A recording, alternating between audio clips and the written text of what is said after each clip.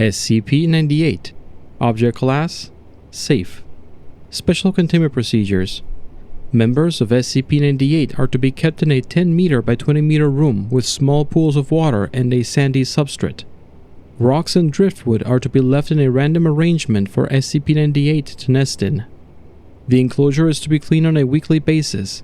During this time, all members of SCP-98 are to be accounted for first to prevent injury or death to personnel or SCP-98.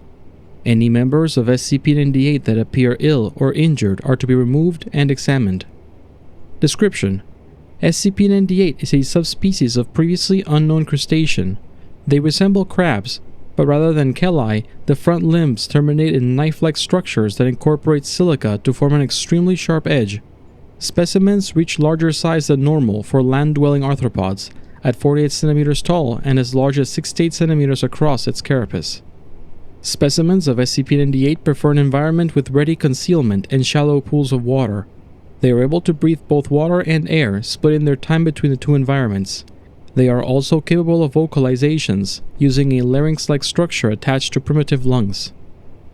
SCP-98 demonstrate pack-hunting behavior when attacking prey. When specimens detect a prey animal, they will attempt to surround it.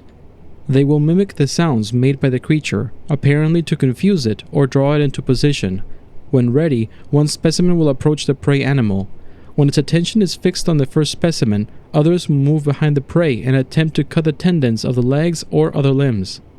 They will continue to mimic the sounds the prey animal makes to disorient it. After making a cut, a specimen of SCP-98 will split a viscous mucus over the wound. This substance hardens rapidly, preventing blood loss or infection. This continues until the prey animal is completely immobilized. At this point, specimens will begin to feed on the prey animal by cutting off small pieces of flesh. This begins with soft, readily accessible tissues, such as those of the face and extremities, before moving to other parts of the body. Specimens of SCP-98 will only feed so long as the prey animal is capable of respiration. Feeding can last several hours or several days, depending on the size of the prey animal and the number of specimens present. Specimens of SCP-98 show some ability to communicate, alerting each other to presence of threats or potential food over short distances. It was initially thought that SCP-98 might display human-level intelligence, but are now believed to merely parrot human speech. SCP-98 normally poses little threat to adult humans, preferring smaller prey such as dogs, cats, and small pigs. However, they have attacked larger prey when a sufficient number of specimens were present, or else other food was unavailable. SCP-98 was discovered in Brazil after a rash of child disappearances. Addendum 98-1. SCP-98 is more intelligent than previously thought. They adapt quickly to changes in their environment and have shown an ability to remember patterns, such as feeding and cleaning times and habitual movement of personnel entering their enclosure. Cleaning personnel must ensure that they regularly vary their routes through the enclosure to prevent incidents.